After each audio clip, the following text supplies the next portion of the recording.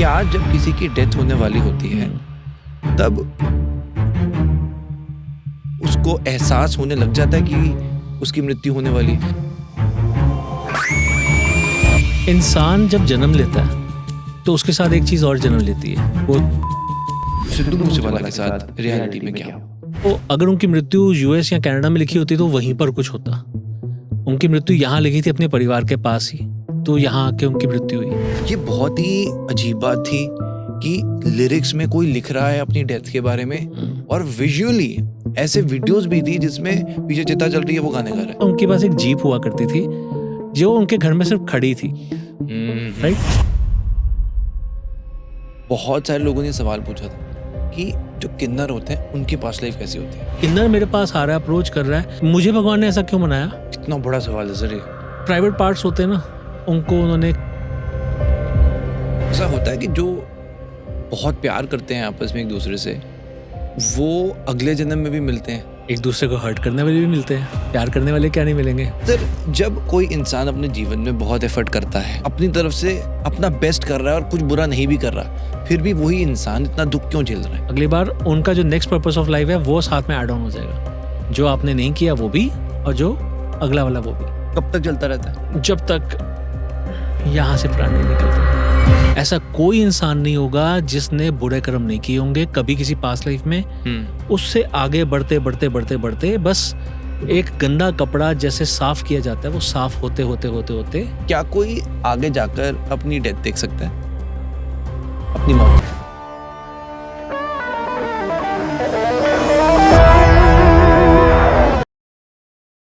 दोस्तों आज का एपिसोड एक थेरेपी की तरह लगने वाला है। आज के पूरे पॉडकास्ट में कई बार आप खुद को भी ढूंढ पाएंगे। हमारे साथ है mister Gurpreet Arora. Is a past life expert. पिछले 15 सालों से कई हजारों लोगों को पास्ट लाइफ दिखा चुके। जब सिद्धू मूसेवाला की डेथ हुई, सिर्फ पंजाबी इंडस्ट्री नहीं बल्कि ऑल अक्रॉस द ग्लोब लोग शॉक्ड थे। अकाल मृत्यु, इतनी कम उम्र में एक लड़का चला गया। बट स्ट्रेंज ये भी था कि सिद्धू मूसेवाला के जो लास्ट गाने आ रहे थे उसमें he was talking about death. उनकी वीडियोस के अंदर पीछे चिता जल रही थी। तो आज हम अकाल मृत्यु को समझने वाले। जस्ट बिफोर डेथ क्या हमारी बॉडी ऐसे साइंस देने लग जाती है? हमारी इस पूरी पास्ट लाइफ की जर्नी में for the first time we discuss about the 7 chakras in the body. जब अंत समय होता है किस तरह सोल उन चक्र से बाहर निकलती है। बहुत सारे आज केसेस डिस्कस होने वाले हैं। इट्स अ प्रैक्टिकल एपिसोड जिससे कि आप रिलेट कर पाएंगे। All I can say is, अगर आप लाइफ में कहीं भी सफर कर रहे हैं या कुछ सवालों का जवाब नहीं मिल पाए, तो आज का एपिसोड एक मीडियम बनेगा आप तक कुछ जवाब पहुंचाने का। बहुत मेहनत करते हैं ऐसा एपिसोड लाने के लिए। चैनल को सब्सक्राइब जरूर करें दोस्तों, बिकॉज यू नो कि हम एक एनजीओ चलाते हैं। अभी रिसेंटली 15 अगस्त में हमने एक बहुत ब्यूटीफुल इवेंट भी कंडक्ट कराया सभी बच्चों के लिए। तो by subscribing to our channel आप सिर्फ हमारे एनजीओ को, उन 200 अंडर प्रिविलेज्ड बच्चों को ही नहीं सपोर्ट कर रहे हैं, बल्कि अपने देश को आगे बढ़ाने के लिए भी कंट्रीब्यूट कर रहे हैं। Enjoy the show. हमने भी रिसेंट एक पॉडकास्ट किया जिसमें हमने शेफाली जारेवाला के बारे में बात करी और हमने डिस्कशन किया था अबाउट एकदम से इंसान की सडन डेथ हो जाती है। आज मैं टच करना चाहता हूँ सिद्धू मूसेवाला के बारे में। एक ऐसा नाम था जो कि बहुत ज़्यादा लोग रेजोनेट करते थे। आज भी गाने में पंजाबी गाने सुने जाते हैं। मैं बट जानना चाहता हूँ कि सिद्धू मूसेवाला के साथ रियलिटी में क्या हुआ? सडन डेथ किससे लिंक करती है, मुझे आप ये समझाओ। देखो सर, डेथ को पहले समझो। करेक्ट। इंसान जब जन्म लेता है तो उसके साथ एक चीज और जन्म लेती है, वो उसकी मृत्यु होती है। अब वो कितने साल जिएगा उसके बीच में उसका जीवन पनपेगा, राइट। अब वो कैसा पन पाता है, अच्छे कर्म करके, बुरे कर्म करके, किसी को दुख दे के, खुशी दे के। सिद्धू मूसेवाले ने म्यूजिक को बहुत कुछ दिया। इवेंचुअली उसके फॉलोअर्स बने, लोगों ने उसके म्यूजिक को बहुत अप्रिशिएट किया, तो कहीं ना कहीं उसने खुशियां बांटी, ठीक है। अब उसके बीच में किसी की क्या विल थी, क्या उसकी परेशानी थी, उसका फेम उसके आड़े आ गया या क्या उसने गलत सोचा, क्यों उसको मारा। वैसे एक बात और बोल देता हूँ, जिसने मारा क्या सिर्फ कर्मा उसी के खराब हुए होंगे? मारने वाला और मरवाने वाला 2 अलग अलग लोग होंगे, और उसके प्लॉट बनाने में और भी 2-3 लोग हो सकते हैं। तो जिन लोगों ने भी उसमें पार्टिसिपेट किया उन सबके कर्मास खराब हुए। पर ये जो सडन डेथ होती है, हाँ क्या ये पहले से लिखा होता है? जब एक सोल आ रही होती है, जब ट्रैवल करती है, हाँ। क्या ये इंसिडेंट्स के बारे में पहले कुछ, जब आप पास्ट लाइफ करते हो, फ्यूचर रिग्रेशन भी करते हो, हम डिस्कशन करेंगे, क्या ये पहले से पता होता है? देखो सर, बहुत लोगों की जो डेथ होती है ना वो एक्सीडेंटल के रूप में होती है। ये पहले से प्री डिस्टाइंड होता है कि आपको इस तरीके से इस जगह पर जाकर ऐसे ही मरना है। अब जैसे मूसे वाला की बात करते हैं, वो मेरे ख्याल में यूएस, कनाडा इन जगहों पे ज़्यादा रहते थे, यहाँ पर अपने गांव में भी आते थे। तो अगर उनकी मृत्यु यूएस या कनाडा में लिखी होती तो वहीं पर कुछ होता। उनकी मृत्यु यहाँ लिखी थी अपने परिवार के पास ही, तो यहाँ आके उनकी मृत्यु हुई। मैं इस बारे में तब तक कुछ नहीं कह सकता जब तक मैं उनकी कुंडली ना देख लूं या मैं उनकी पास्ट लाइफ ना देख लूं। और मैंने आपको पहले बोला, मैं पता है क्यों बोला आपको ये बात? हाँ क्योंकि सिद्धू मूसेवाला के ना गाने भी आ रहे थे हाँ कि चिता के पास वीडियोस आ रही थी, नाम लिखा जाऊगा, हाँ और मतलब ये बहुत ही अजीब बात थी कि लिरिक्स में कोई लिख रहा है अपनी डेथ के बारे में, और विजुअली ऐसे वीडियोस भी थी जिसमें पीछे चिता चल रही है, वो गाने गा रहा है। देखो एक बात मैं आपको बोलूँगा, मैंने ना कभी अपनी एक वीडियो में बताया था, देखो मेरे पास भी कंटेंट कहाँ से आता है, पढ़ के ही आता है। तो मैंने कहीं पर पढ़ के ही एक वीडियो में कंटेंट डाला था कि जब किसी की मृत्यु उसी के पास होती है ना, तो उसे कुछ ना कुछ ऐसे अंदेशे मिल जाते हैं। कैसे? इंट्यूशन के रूप में, कि शायद मैं जा रहा हूँ। या अब आपने गाने के कंटेंट के बारे में बात की, तो वो कंटेंट जो था वो उसने खुद ने तो नहीं लिखा होगा, उसके पास वो कंटेंट पहुंचा, उसने उसे अप्रूव किया, उसके कंपोजिशन को अप्रूव किया, उसके ऊपर सारा म्यूजिक बना और उसके बाद उसने गाया, उसके ऊपर रिहर्सल भी की होगी। तो उस दौरान अगर उसको लगता कि ये नहीं यार, ये कोई रेलेवेंट नहीं बनता, तो वो छोड़ देता। पर कहीं ना कहीं क्या पता उसकी वो डेस्टिनी उतनी ही लिखी थी। उसका कह रहा हूँ ना कि जन्म के साथ मृत्यु निर्धारित हो जाती है। वो किस इवेंट पे आगे रुकेगी ये तो डिपेंड करता है उसकी इवेंट में क्या लिखा हुआ है। क्या जब किसी की डेथ होने वाली होती है तब उसे जस्ट कुछ सेकंड्स पहले, जैसे आपने बताया इंट्यूशंस होती हैं, क्या ये कहीं से कुछ मैसेज या उसको एहसास होने लग जाता है कि उसकी मृत्यु होने वाली है? कुछ ऐसे इवेंट जरूर होते हैं जो उसको खींचते हैं उस तरफ। फॉर एग्जाम्पल, आपने ना कई बार देखा होगा, कई लोग ना बहुत बीमार होते हैं पर उनकी डेथ नहीं हो पाती, राइट? और लोग क्या कहते हैं, इसके प्राण ना इस इवेंट में अटके हुए हैं, ये इवेंट होगा तभी इसके प्राण जाएंगे। जैसे घर में किसी लड़की की शादी होनी है, वो हुई नहीं अभी तक, तो इनके प्राण तभी निकलेंगे जब इसकी शादी हो जाएगी। अब देखा जाए तो उसकी शादी मत कराओ, वो मरेंगे नहीं, ऐसा तो ना हो सकता है। पर हाँ, फिर दर्दनाक मौत होगी कि एक मन में रह गया कि मैं उसकी शादी नहीं देख पाया या देख पाई। तो शादी होती है, उसके बाद ही उसके प्राण निकल जाते हैं, कुछ समय बाद या जैसे भी। तो वैसे ही जैसे हम सिद्धू मूसेवाले की बात कर रहे हैं, तो हो सकता है कि यही वो चीज़ थी जो उनको उनके घर के पास खींच के लाई कि मैं अपनी फैमिली को एक बार मिल लूं। और ऐसा गाना उस टाइम में आया कि मैं ऐसा गाना भी गा रहा हूँ। पता नहीं क्या पता उस टाइम में उन्होंने अपने बहुत पुराने कुछ दोस्तों को, जिनको शायद कई सालों से बात ना की हो, उनसे बात की हो। ये तो जब आप ज़्यादा लोगों को अप्रोच करते हैं, आप उनके बात अंदर की निकालते हैं, तो शायद हो सकता है कि उनके किसी करीबी से बात करो, आपको ये बात भी पता चले कि उन्होंने अपने कुछ पुराने ऐसे दोस्तों से भी बात की हो जिनसे सालों साल बात ना की हो, अपने कोई रिश्तेदारों से बात की हो, कोई नौकरों से बात की हो, किसी से आगे। कई एक मैंने सुना था उनके पास एक जीप हुआ करती थी जो उनके घर में सिर्फ खड़ी थी, राइट? और उसको उससे कुछ दिन पहले ही उन्होंने ठीक किया था, मतलब करवाया था या जो भी था, उसमें वो बैठे थे।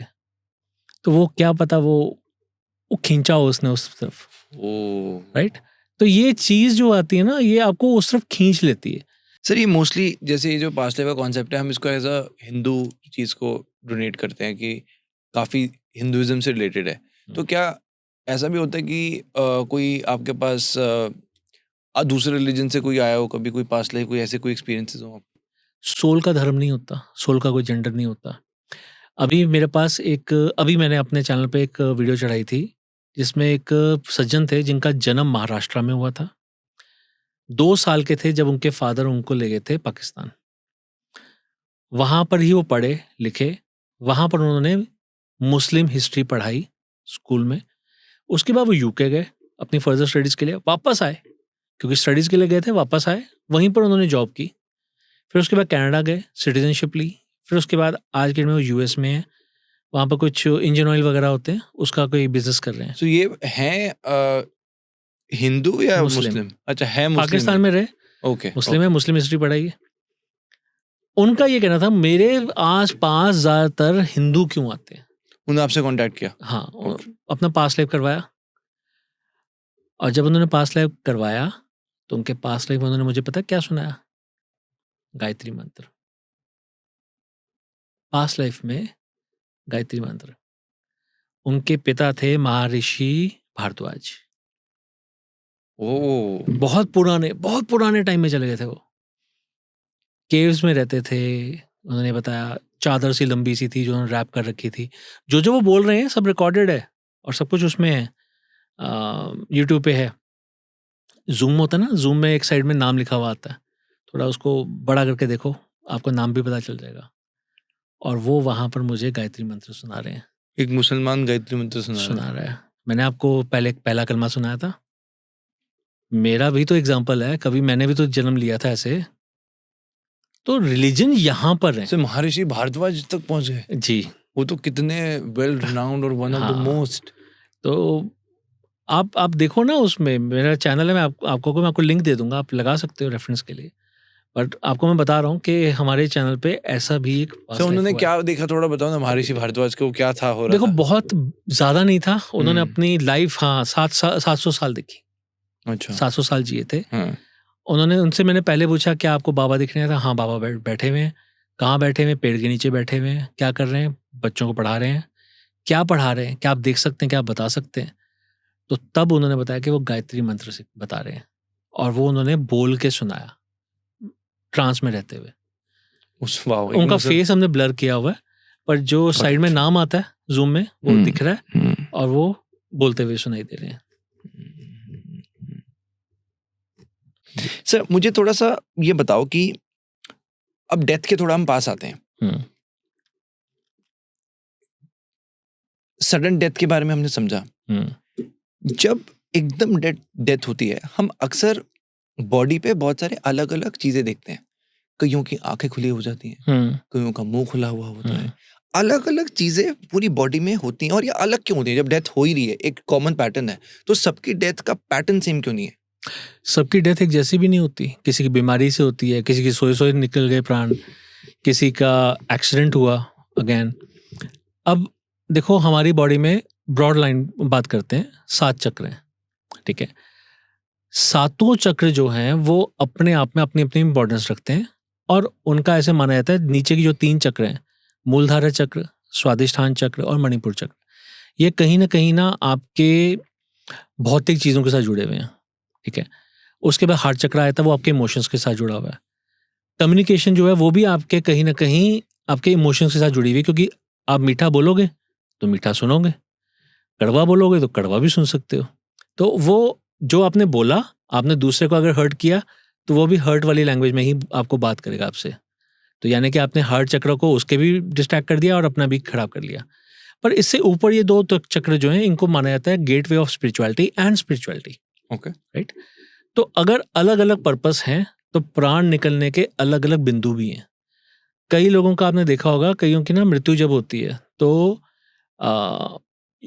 कईयों का यूरिन निकल जाता है उस टाइम, कईयों का स्टूल निकल जाता है, पॉटी हो जाती है। होता है ओके। डेथ के टाइम पे ऐसा हो जाता है। ओके। यानी कि वहाँ उनकी प्राण वहां से निकले। तो जिसके स्टूल से निकले वो तो अभी बिल्कुल ही नीचे का है, कि उसकी तो अभी प्रोग्रेस ही नहीं हुई थी स्पिरिचुअलिटी में, वो तो ऊपर तक ही नहीं लेके जा पाया था अपनी चेतना को। सर आप कह रहे हो डेथ होते ही स्टूल निकल जाता है? हाँ, वो उसके साथ ही वहीं से प्राण निकल जाते हैं।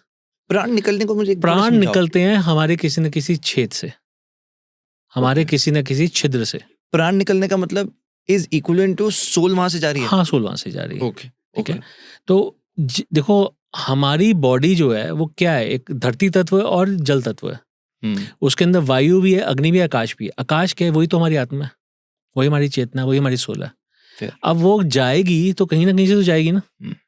हो सकता है गैस के माध्यम से आकाश तत्व आपके नीचे से निकल जाता है, जैसे पॉटी निकल जाती है, तो वो इसका मतलब कि वो मूलधारा चक्र से निकली। यानी कि अभी आप बिल्कुल भौतिक चीजों के बिल्कुल रूट में फंसे हुए हो अभी तो।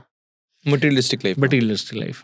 यूरिन वाला जो आ गया, वो भी वहीं पर है, क्योंकि मैंने आपको बोला पहले 3 चक्र इसी के साथ भौतिक चीजों के साथ जुड़े हुए हैं, बट बेटर, लिटिल बेटर। पर वो पावर हाउस है स्वादिष्ठान चक्र। फिर आगे मणिपुर चक्र, वो आपका ज्ञान का सागर मणिपुर है। कहाँ पे हुआ? ये हमारी जो नाभि होती है हाँ उससे थोड़ा नीचे। हाँ, ये तो मैंने सुना है कि नाभि से, अच्छा मैंने ये भी सुना है कई बार, ये अच्छा I didn't know the stool से भी प्राण निकल सकते हैं। नहीं, स्टूल से भी निकलते हैं, और वहां उसका से कॉन्टेक्स्ट ये आप बोल रहे हो कि अगर स्टूल से जा रहा है तो उस इंसान ने अच्छे कर्म नहीं किए लाइफ में, उसकी अभी जैसे कहते हैं Progression वैसे नहीं है। Enlightenment Right. बहुत दूर है अभी। अच्छे बुरे कर्म तो नहीं बोलना चाहिए, बट हाँ। हाँ वो बात ठीक है कि एनलाइटमेंट बहुत दूर है अभी, उसकी यात्रा अभी यहाँ तक पहुंचने में बहुत समय लगेगा, अच्छा, बहुत से जन्म भी बचे हैं उसके। ठीक है, तो इसके बाद आपका आ गया स्वादिष्ठान चक्र, फिर आ गया मणिपुर चक्र। नाभि से भी प्राण निकलते हैं। उसका क्या मतलब है? नाभि से प्राण निकले यानी कि वो एजुकेशन तो ले रहा था, एजुकेटेड था, ज्ञान दे भी रहा था, ज्ञान ले भी रहा था, पर ज्ञान के साथ साथ ही चला गया, ज्ञान अर्जित करके चला गया। ठीक है, फिर आ गया आपका हार्ट चक्र। कहीं इमोशंस में कोई ब्लॉकेजेस थी, हार्ट अटैक होता है, कार्डियक अरेस्ट हम सुनते हैं ना बार बार। ठीक है, तो वो उसके साथ भी तो प्राण जाते हैं।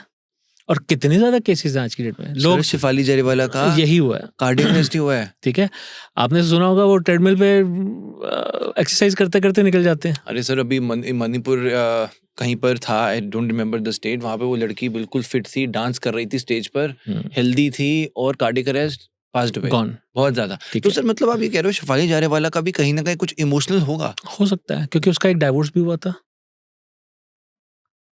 लाइफ इतनी प्लेजेंट तो नहीं थी उसकी। देखो, बॉलीवुड सेलिब्रिटीज की बात करते हैं, आपको सिर्फ उनका रोजी रोजी फेस नजर आता है, रोज, और रोज के साथ कांटे भी होते हैं, और वो लाइफ कभी भी डिस्कस नहीं होती। अगर किसी की लाइफ वो वाली थोड़ी सी बाहर निकल आती तो उसके पता नहीं कितने रूमर्स बन जाते हैं। सो दे ट्राई कि ऐसे रूमर्स बाहर ना निकले, इसलिए वो कांटे अपने हमेशा छुपा के रखते हैं। दीपिका पादुकोण ने, उन्होंने भी अपने इंटरव्यू में बताया था कि वो बहुत डिप्रेशन के स्टेट से भी गई थी, राइट। पर क्या आज वो सफल नहीं है? और क्या आज उनके साथ कोई तकलीफ नहीं होगी? आज भी तकलीफें होंगी। ये हम लाइफ की बातें कर रहे हैं, ठीक है, बट हम अब आगे हार्ट चक्र। तो हार्ट मतलब कोई जो इमोशनल बैगेज लेके जा रहा है, वो इंसान अगर आज बहुत दुख में, यहाँ लेके जा रहा है या देके जा रहा है। इंटरेस्टिंग। तो मतलब जो इमोशनली टूटा हुआ इंसान, उसकी मृत्यु भी, उसकी मृत्यु जो प्राण निकलेंगे दिल से निकलेंगे ऐसा? दिल से। जो जिसको आज बहुत दुख पहुंचा रहा है दूसरे इंसान को, या खुद लेके बैठा है, एंड वाइस वर्सा भी हो सकता है कि लिया भी और दिया भी। Got it. ठीक है, अब आ जाओ आप उसके ऊपर विशुद्धि चक्र। ये हमारी वाणी के लिए माना जाता है। आपने कई बार सुना होगा, आ मेरा पुत्र इथे बह, ठीक है, वो पुत्र पुत्र करके कितना प्यार से बात बोलते हैं, और कोई भी होगा ना पुत्र पुत्र सुन के बैठ जाएगा, आ मेरा बेटा बैठ जाएगा, आपकी बात भी सुन लेगा। और वही बात अगर हम, सॉरी टू से, मैं लैंग्वेज का मजाक नहीं कर रहा हूँ, सिर्फ एक तरीका है समझाने का, क्या करना लग रहा है भाई, अगर ऐसा कोई बोले। यहाँ आपने सुना होगा कि हरियाणा लैंग्वेज जो होती है वो लठ मारव कहते हैं उसको, उसमें दिखता है कि इमोशंस नहीं आ रहे, उनके अंदर इमोशंस होते हैं पर उनकी लैंग्वेज में वो इमोशंस नहीं होते, बड़ी कड़क लैंग्वेज है, ठीक है। तो जब वो ऐसा कुछ आप बोल देते हो, किसी को बोल दिया, चाहे अपनी तकलीफ में बोल दिया हो किसी को, इसीलिए कहते हैं अपने इमोशंस पे कंट्रोल करना बहुत जरूरी है। आप जब गुस्से में होते हो 100% अगर किसी से बात करोगे उल्टा ही बोलोगे, आप चीजें तोड़ फोड़ करोगे, उल्टा बोलोगे, और दूसरे का दिल भी दुखाओगे। अपना तो दिल दुखा ही हुआ है, दूसरे का भी दुखा दिया। तो वो जो कम्युनिकेशन है वो भी आपके हार्ट चक्र के साथ जुड़ी हुई है।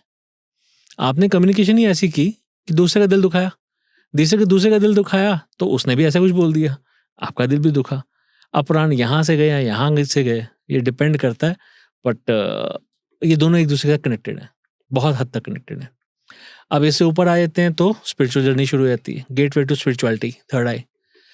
जिनके यहाँ से प्राण जाते हैं ज्यादातर उनकी आंखें खुली होती हैं, आंखें खुली हो के साथ, और जिनके विशुद्धि से जाते हैं उनका मुंह खुला होता है। कई लोगों के आपने देखा होगा डेड बॉडी, उनका मुंह खुला होता है, तो उनका जॉ खुल जाता है बिल्कुल ही, तो वो ऐसे जाता है। तो मतलब आपकी जितनी आपकी एनलाइटमेंट होती रहेगी, आप जितना ऊपर अप्रोच करते रहोगे, उतना ज्यादा आप मोक्ष के नजदीक जाते रहते हो। ये है मोक्ष। जब किसी के प्राण यहाँ से जाते हैं, अपने अगर किसी की डेथ में कभी क्रिमेशन ग्राउंड में जाओ, तो जिसके भी फादर की यहाँ से डेथ होती है तो उनको एंड में ना एक लाठी पकड़ाई जाती है कि खोपड़ी में मारो, और जब खोपड़ी मारा जाता है तो एकदम से ठा करके आवाज आती है। तो वो इसलिए किया था ताकि उनका यहाँ का चक्र खुले और प्राण यहाँ से निकलें, जबकि प्राण तो पहले जा चुके हैं। पर वो सिर्फ एक क्रिया की जाती है कि क्या पता उनके प्राण अटके हों और यहाँ से निकले, उनको मोक्ष मिले। हर कोई ये चाहता है ना मेरे पूर्वजों को मोक्ष मिले, वो पितृ दोष ना लगे मुझे, तो इसलिए यहाँ पर मारा जाता है हमारे हिंदू शास्त्र में। तो ऐसे चीज़ें जुड़ती हैं और ऐसे प्राण निकलते हैं। प्राण अटकते कैसे हैं? जैसे अगेन मैंने आपको एक एग्जांपल दी थी, किसी की मृत्यु इसलिए नहीं हो रही क्योंकि उसके प्राण उसकी शादी में अटके हुए हैं। अब कईयों की कोई विश नहीं पूरी हो पाई, तो वो डेथ तो हो गई, बॉडी तो चली गई, पर जो कहते हैं ना कि मन वहीं पर टिक गया, काश मैं इसकी शादी देख लेता, काश मैं ये होते हुए देख लेता, काश मेरा पोता आ जाता मैं तब जाता। तो ऐसी कई चीज़ें अटक जाती हैं। आपने कई सारी मूवीज़ में भी देखा होगा, लोगों की जो चेतना होती है उनके घर में अटक जाती है।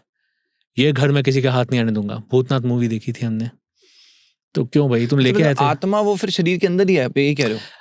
लोगों को ऐसा लगता है कि शरीर के अंदर होती है, इसलिए यहाँ पर एक रिचुअल बनाया गया कि यहाँ पर मारा जाता है, चोट मारी जाती है ताकि प्राण यहाँ से निकले, अगर अटक गए हैं तो। ये एक तरीका है, बट अदरवाइज सोल निकली है तभी तो शरीर में से प्राण निकले हैं ना। यही क्वेश्चन था हाँ, मेरा। तो वो बस एक रिचुअल बना हुआ है। पर अटकना होता है नहीं होता? अटकना अगर होता तो उसके बाहर होता है। क्या वो शरीर छोड़ सका? शरीर के अंदर नहीं जा सकता।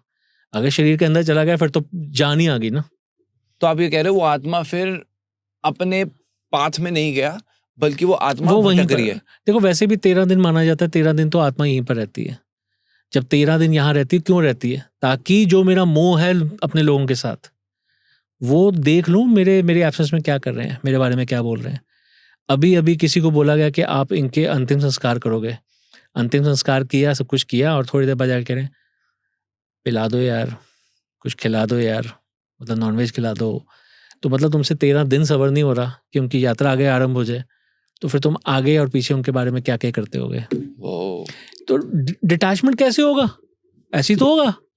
ये इसीलिए किया जाता है ताकि भैया पर्दे के पीछे देख लो क्या क्या हो रहा है। तुम जिनके लिए टिके हुए हो, अटके हुए हो, निकलो यहाँ से, अगला जन्म लेना है। रियलिटी ऑफ लाइफ है जरा ना, it's too powerful, little heavy also. आप बड़े लकी हो सर, आप इतनी छोटी एज में इतना कुछ समझ रहे हो। सिर्फ मैं नहीं बोलना, आप बोलूँगा, मुझे भी तो कहीं ना कहीं से इन्फॉर्मेशन मिली होगी, मैंने भी पढ़ा ही है। पर आपके पास तो कितने सारे लोग आते हैं, बहुत कुछ आके बताते हैं। आप ही के पॉडकास्ट में देखता हूँ कई और लोगों के, मैं भी उनसे सीखता हूँ। आई एम श्योर आज लोग भी बहुत सीख रहे होंगे। Sir tell me more about past life. मैं जानना चाहता हूँ, बहुत सारी आज तक हमने पास्ट लाइफ की है, बट इस पर्टिकुलर सब्जेक्ट के बारे में हमने जाना नहीं है। I want know from you. लड़के लड़कियों के बारे में हम बात करते हैं प्रिडोमिनेंटली। आज आप देखोगे तो किन्नर एक समाज का हिस्सा है। बहुत सारे लोगों ने सवाल पूछा था कि जो किन्नर होते हैं उनकी पास्ट लाइफ कैसी होती है। आपने मेरे चैनल के अलावा कहीं देखा भी नहीं होगा किसी किन्नर के बारे में बताया गया हो। ओके सर, मैंने नहीं देखा है ऐसा। एक किन्नर का भी पास्ट लाइफ हुआ था। ओके, आपने किया था? मैंने किया था। वो बताओ सर, स्टार्टिंग से बताओ क्या हुआ, कैसे हुआ? मेरे पास रजिस्ट्रेशन आया डमी नाम से, क्योंकि देखो हमारा कुछ ऐसा तो है नहीं कि हम किसी का आधार कार्ड पैन कार्ड मंगवाएं, तो डमी नाम से आया था। तो उनको कब की बात है ये? लास्ट ईयर, शायद जून जुलाई की बात है। लास्ट ईयर जून। ओके, 1 साल हुआ लगभग। हाँ तकरीबन। तो जब वो आए तो एक जन नहीं आया, 6-7 लोग आए थे, और जैसे कि उन्होंने आके हमारे ऑफिस पे कब्जा ही कर लिया। ओके। ये कैमरे बंद होंगे, ऐसा नहीं होगा, वैसा नहीं होगा। क्यों कैमरे क्यों बंद होंगे? क्योंकि हम दिखाना नहीं चाहते अपने आप को कि हम आए हैं पास लाइफ करवाने के लिए। हमारे जो कैमराज होते हैं उन पे भी शूट नहीं किया गया था, वो शूट भी उनके कैमराज पे हुआ था। ओके। क्योंकि उन्हें कुछ भी नहीं छोड़ना। हमारी पर्सनल लाइफ है, हम अपना रिकॉर्ड खुद लेके जाएंगे, आप क्या पता कॉपी रख लो। तो एक बार तो मेरे को लगा था यार मैं सर्विस ही क्यों दे रहा हूँ, छोड़ो ना, मना ही कर देता हूँ।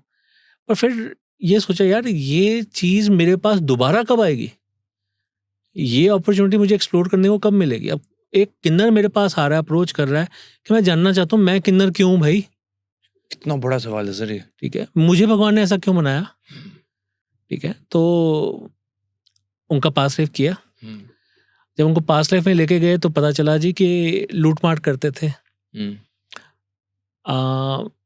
मतलब प्राइवेट पार्ट्स होते हैं ना, उनको उन्होंने खराब किया था, जिनकी लूटमाट करते थे ना, जैसे लिंक काट देना, या फीमेल्स है तो उनके ऊपर वो लोहे की सलाख होती है गर्म करके लगा देना, तो उसके बाद उनको मारते थे।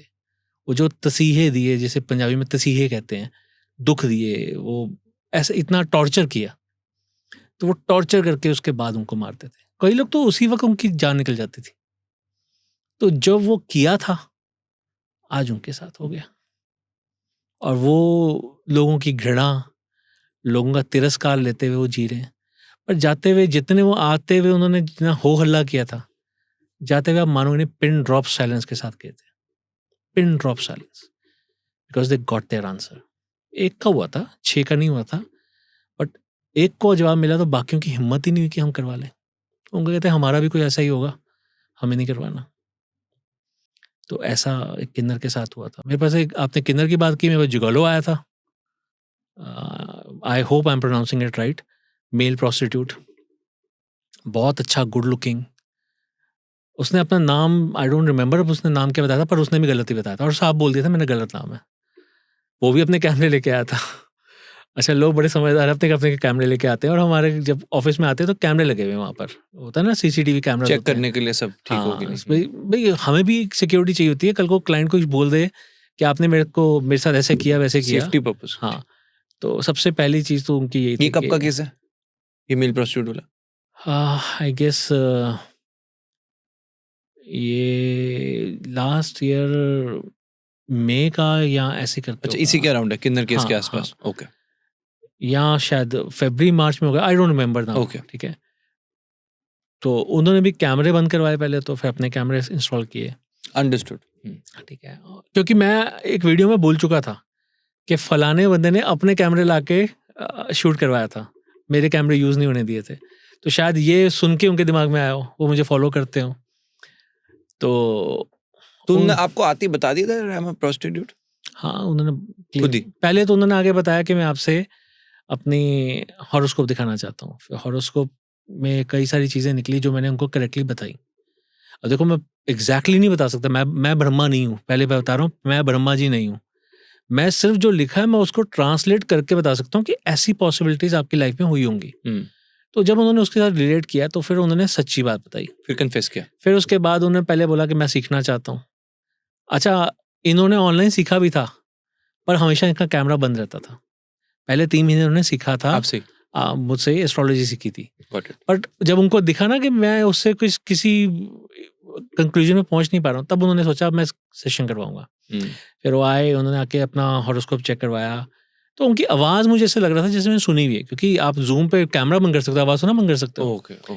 तो मुझे ऐसे लगा मैंने वो सुनी आपको हुई है। जानते थे, आप उनको नहीं इतना हाँ। जानते थे, विजुअली देखा नहीं था। हाँ, Got it. तो फिर उसके बाद उन्होंने बताया कि ऐसे ऐसे मैं सेशन कराना चाहता हूँ, ये मेरी प्रॉब्लम है। गया तो मैं मॉडल बनने था, बन के मैं ये रह गया। मुंबई गया था? नहीं, ये दिल्ली में ही करते थे। अच्छा। ठीक है, तो किसी एजेंसी के पास गए थे, उन्होंने उनको इस चीज़ में इन्वॉल्व कर दिया, क्योंकि उनके पास पैसे नहीं थे वो जम्मू से आए थे दिल्ली अपना पोर्टफोलियो वगैरह बनाने। काफ़ी पैसे लगने थे, तो उन्होंने उनको ये ऑप्शन दी कि चलो 1-2 बार तुम कर लो। और फिर कहते हैं ना, वो ब्लैकमेलिंग करनी शुरू हो जाती है, तो वो करते करते इस गंद में घुस गए। तो उसके बाद वो कहते हैं मैं छोड़ना चाहता हूँ, मैं निकल ही नहीं पा रहा हूँ। इसलिए उनको पास लाइफ देखनी थी। तो देखना था मैं इसमें क्यों फंस गया भाई, ये हाँ, क्या कैसे किया फंस था गया? मैंने। तो उनकी जब पास्ट लाइफ देखी तो उसमें भी उनका रिलेवेंस निकल आया। वो अब वो जगह बांग्लादेश में, I don't remember the name now, पर उस जगह पे कपड़े का व्यापार करते थे। तो वो 3 भाई थे उनके, और पिताजी थे, उनकी दुकान थी वहाँ पर। तो किसी गांव में जाके ना काम करवाया करते थे।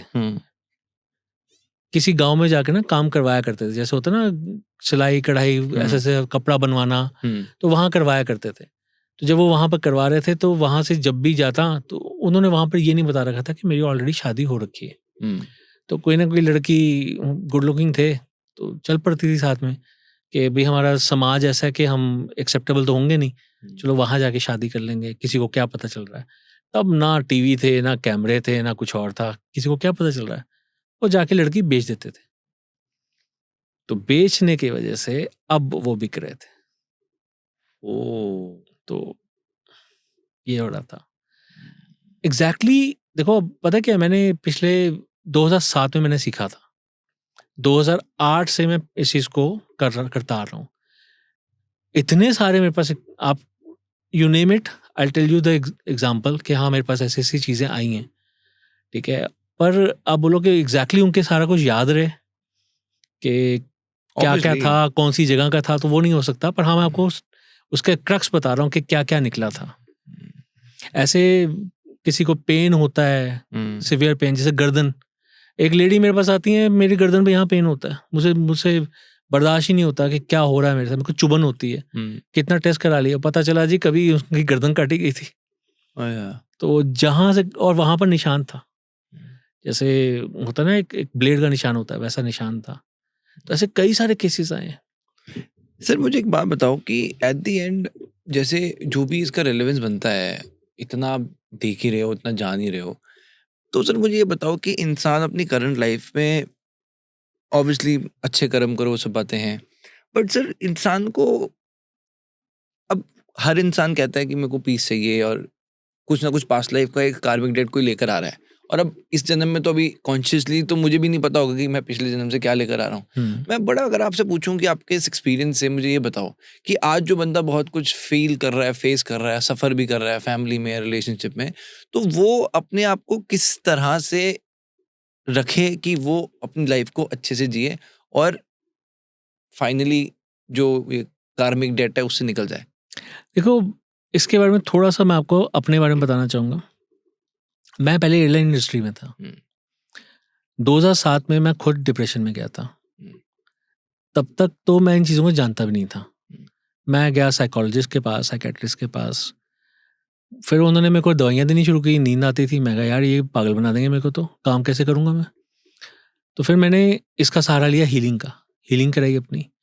जब हीलिंग से मैं बाहर आया तो मुझे लगा यार मैं जानता नहीं था, मानता नहीं था, जब मेरे पे असर कर रही है तो लोगों पे भी असर करेगी। और फिर मुझे ना अपने सराउंडिंग में सब दिखने लग गए, कोई एंजाइटी का शिकार है, कोई डिप्रेशन का शिकार है। तो इस वजह से हिप्नोसिस और पास्ट लाइफ सीखने गया था कि चलो मैं लोगों की हेल्प कर पाऊंगा।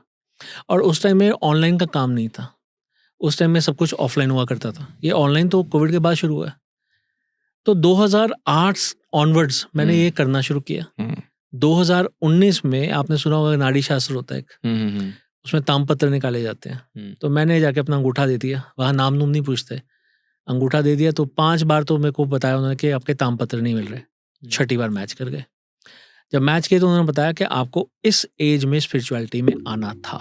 ठीक है, यानी कि ये डिस्टाइंड था, यानी कि 2007 में वो स्टार्टिंग हो चुकी थी और मुझे 2019 में पता चल रहा है। एंड गेस व्हाट, 2020 में आया कोविड।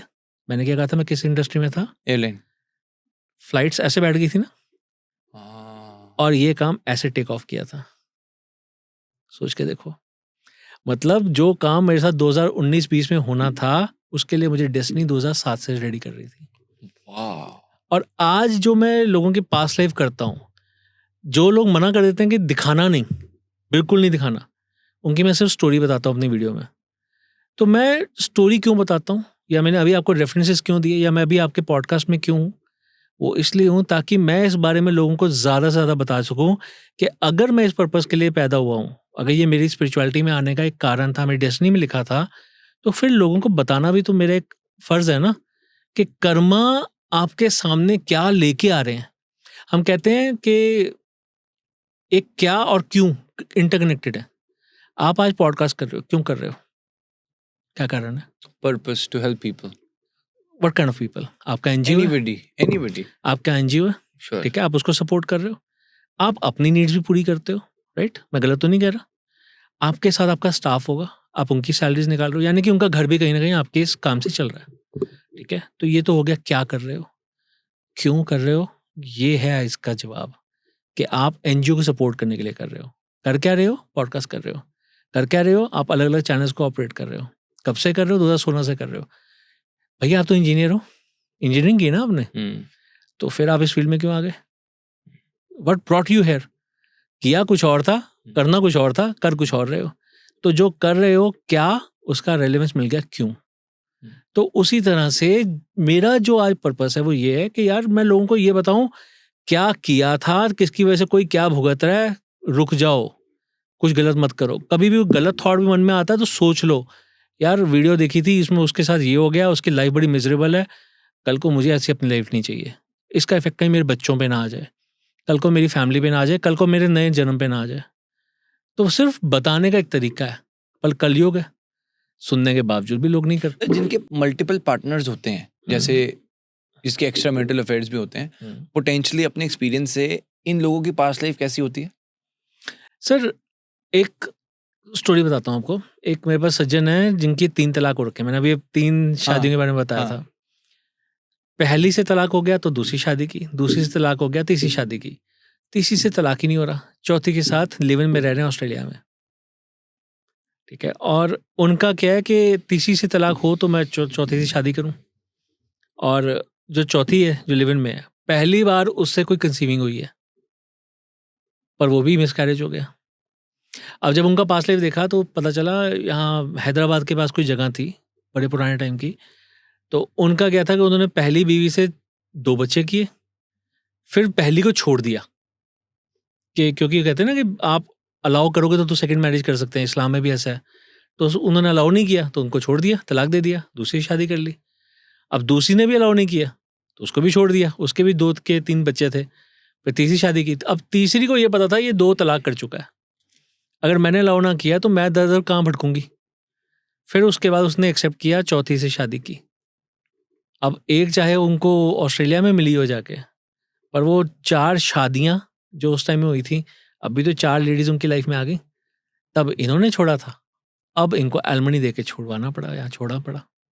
बच्चा नहीं हुआ, तब हर किसी से बच्चा हुआ था, पर किसी भी बच्चे की उन्होंने कोई वैल्यू नहीं की थी, उनको सिर्फ अपनी मौज मस्ती से था।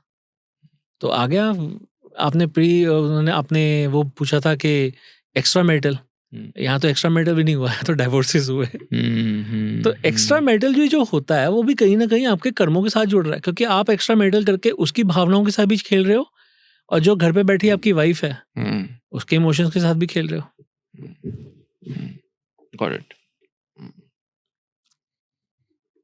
सी, जो लोग कहते हैं कि शादी के बाद 7 जन्मों तक रिश्ता चलता है, ये होता है एक्चुअली या ये बस ऐसी बातें? देखो सर, 7 जन्म कहे जाते हैं, 7 फेरे कहे जाते हैं, 7 वचन कहे जाते Why हैं। 7? हमारे चक्रा भी 7 हैं, राइट। देखो, आपका पार्टनर जब आपकी लाइफ में आता है तो कहते हैं शादी होने के बाद इंसान जिम्मेदार हो जाता है, राइट। यानी कि वो काम कर रहा है जो मूलधारा चक्र करता है, आपको जड़ से जोड़ देना।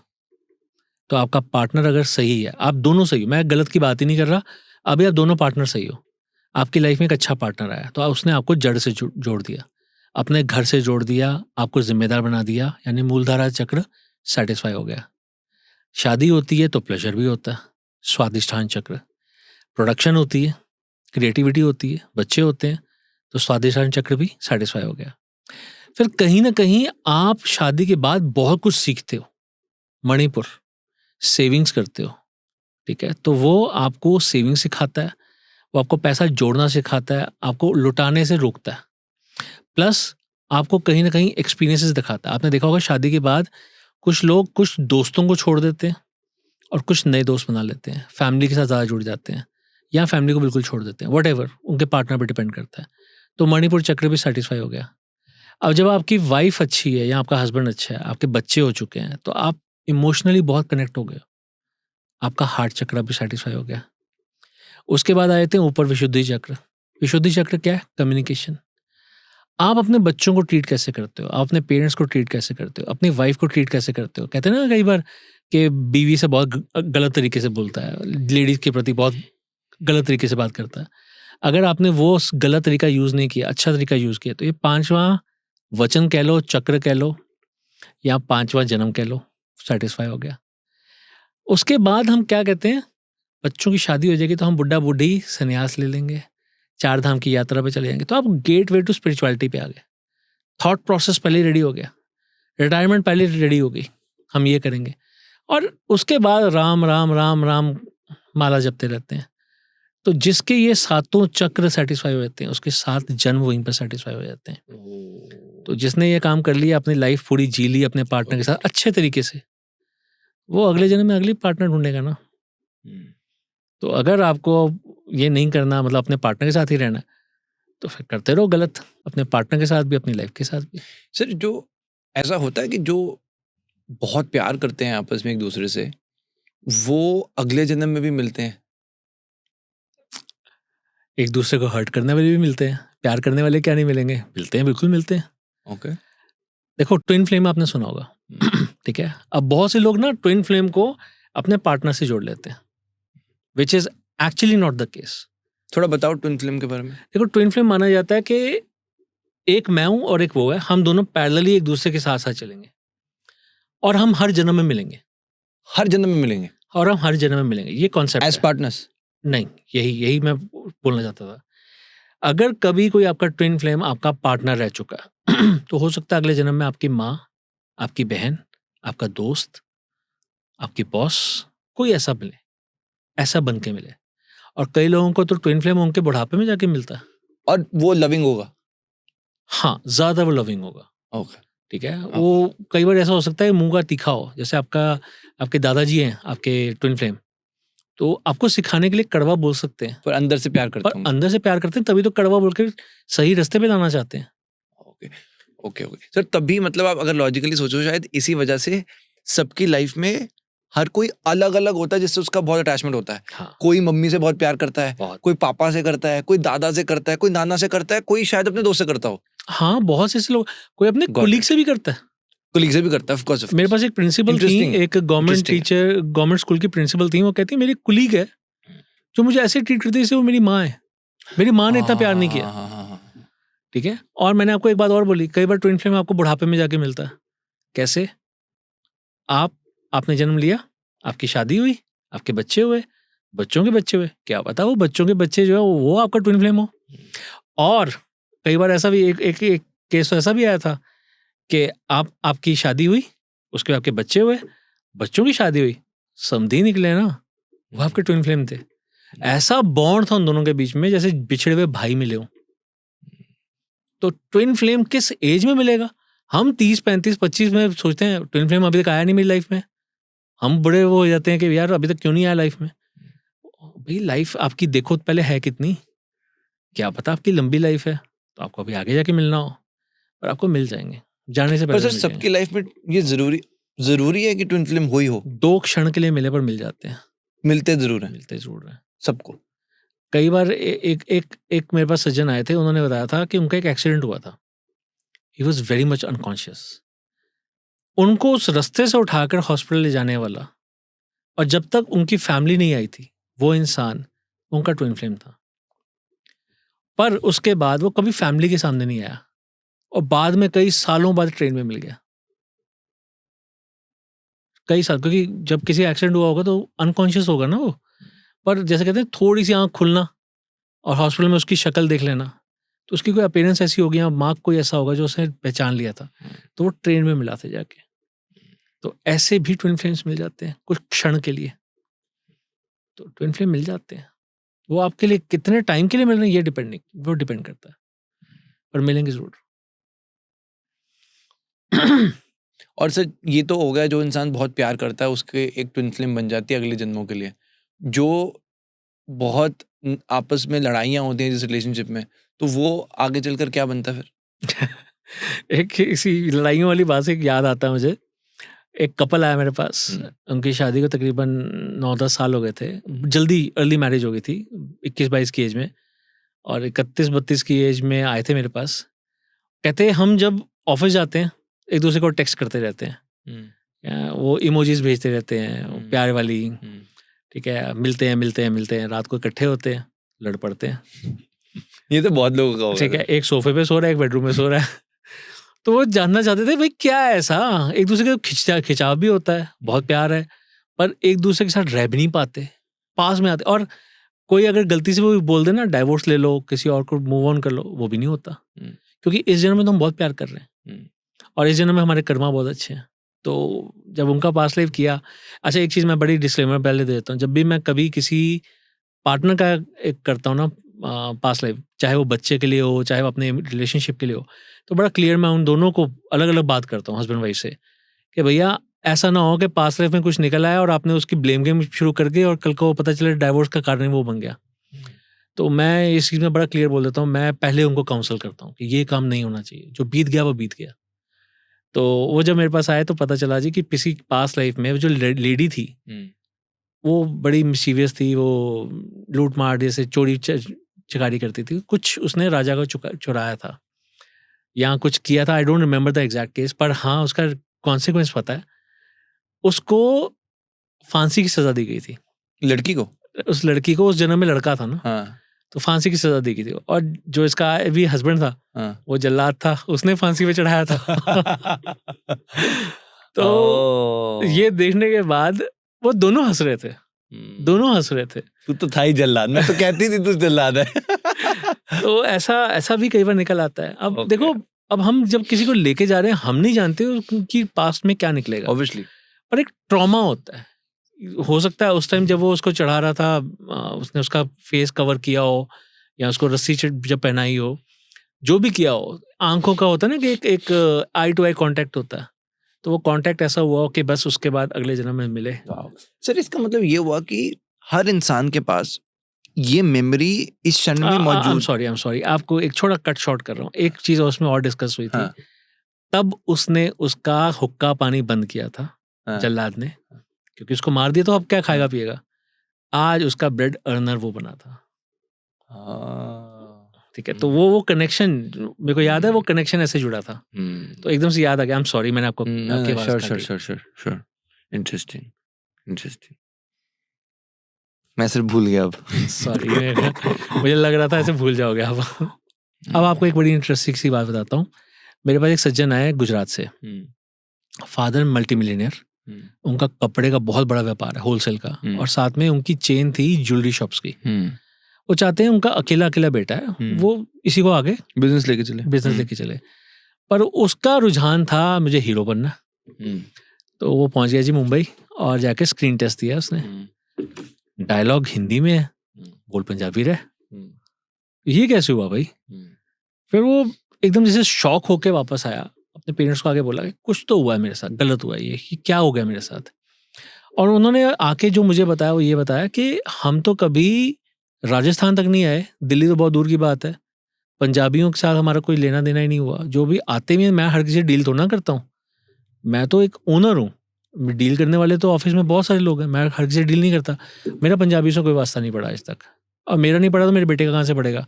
स्कूल में भी इसका कोई दोस्त नहीं रहा, कॉलेज में कोई दोस्त नहीं रहा, तो ये क्या हुआ। अब उनका जब पास्ट लाइफ किया जी, तो अब ये इंटरेस्टिंग चीज़ आ रही है। उनका जन्म पास्ट लाइफ में हुआ था पंजाब में। आई डोंट रिमेंबर वो फगवाड़ा था, फिलौर था, कहाँ था, गांव में हुआ था किसी। उनका नाम था सुभाष ढंडसा, ऐसे करके याद था। और वो कौन थे?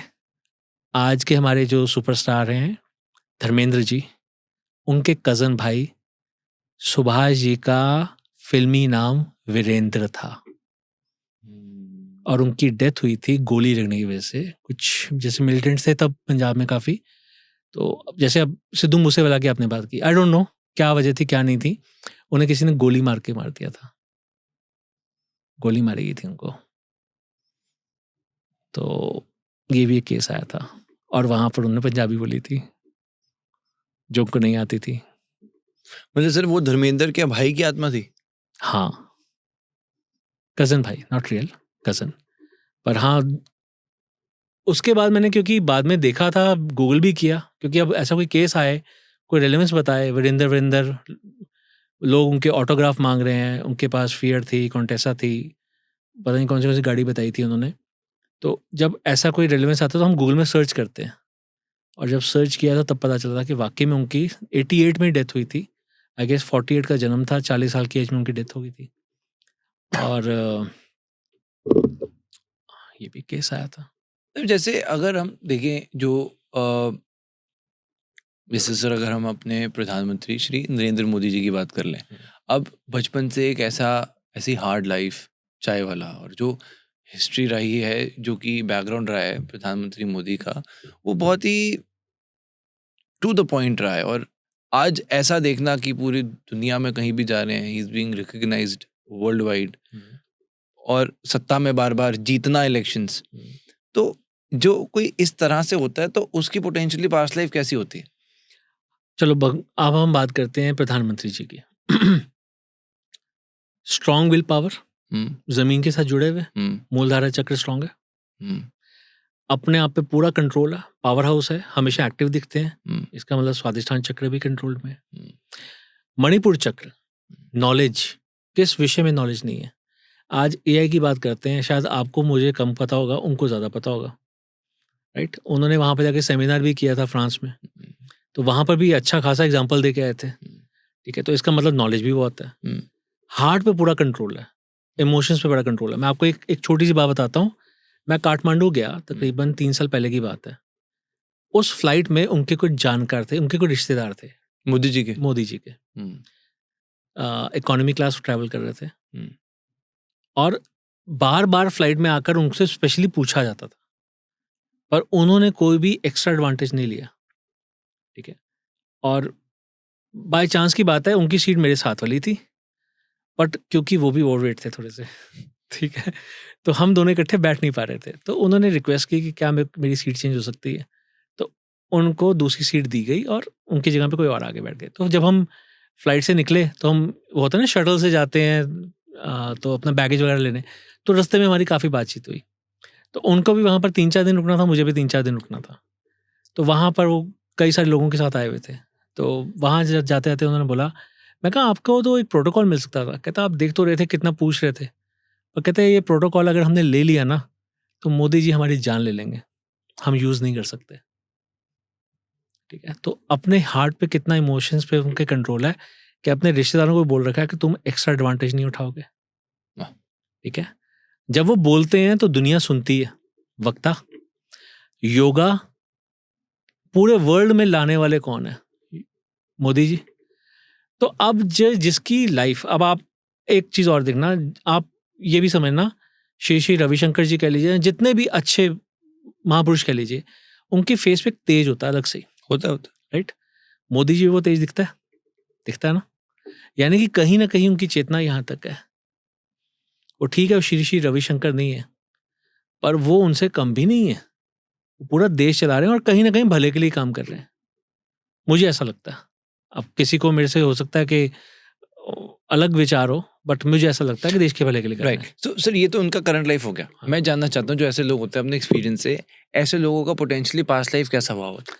सर हर तरह का पास लाइफ रहा होता है। कभी उन्होंने भी गलत काम किए थे, कभी उन पापों का प्रायश्चित भी किया था, कभी अपने कर्मों के ऊपर काम किया था, स्पिरिचुअल भी रहे।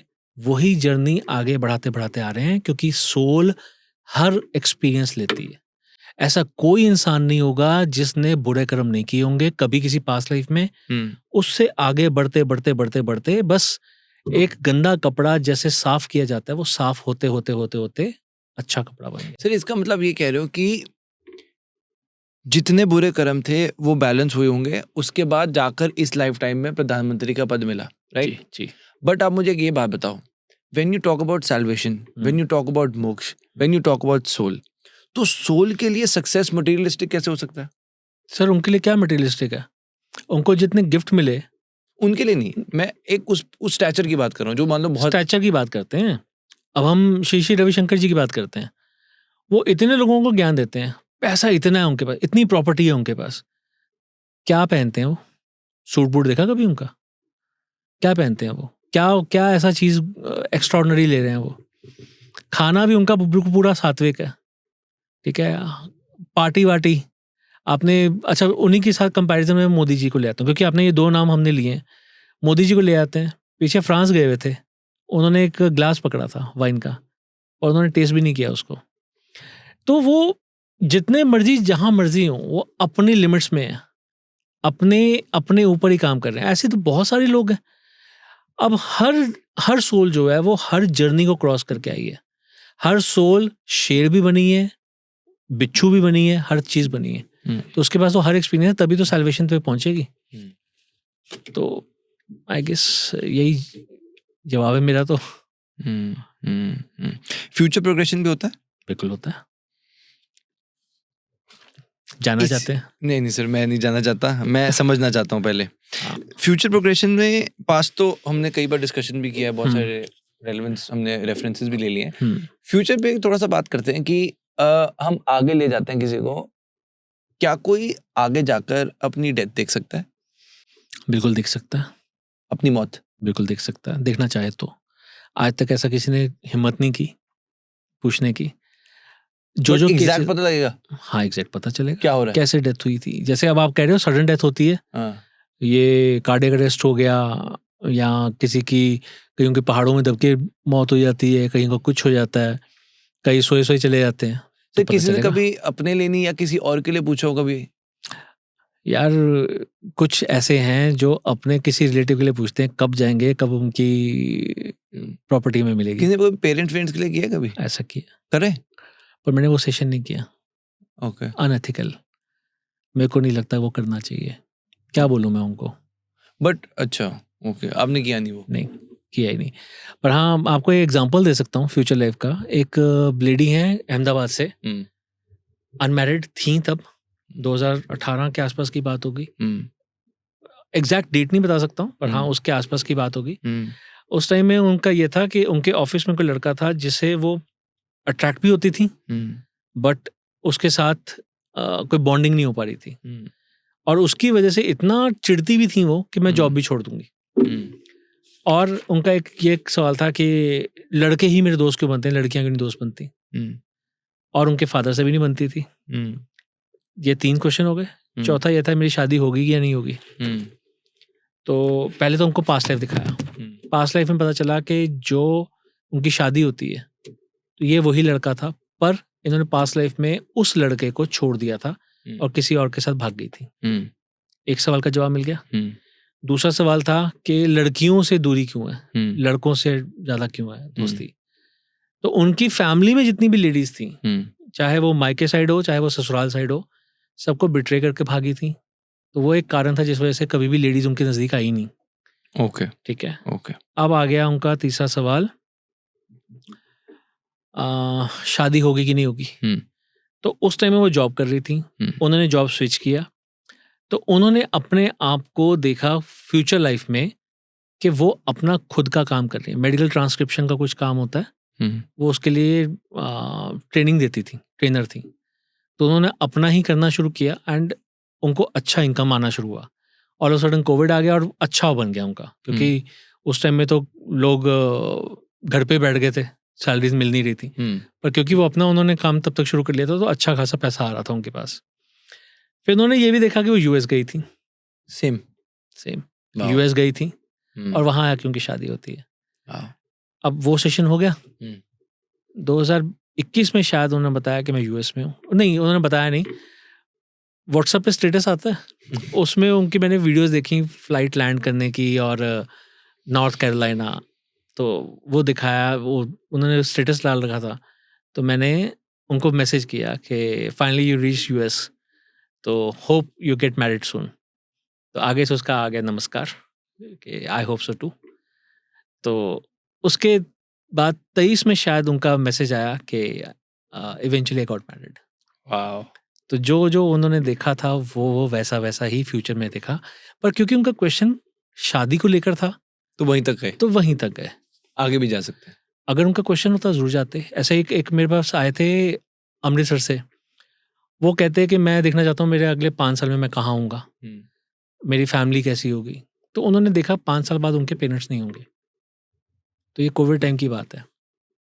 तो उन्होंने क्या करना शुरू किया, वो उसी टाइम कोविड के टाइम में बहुत स्ट्रिक्ट वो चल रहा था, लॉकडाउन। वो अपनी गाड़ी लेके पठानकोट तक गए, पठानकोट से किसी ट्रक में लिफ्ट ली, फिर वो गए वहाँ से नूरपुर, हिमाचल में जगह है।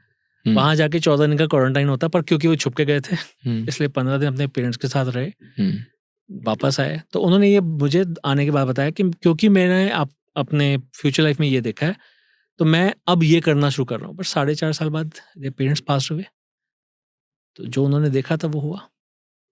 तो डेथ देखी, पेरेंट्स की देखी, पर ऐसे देखी। Thank you so much.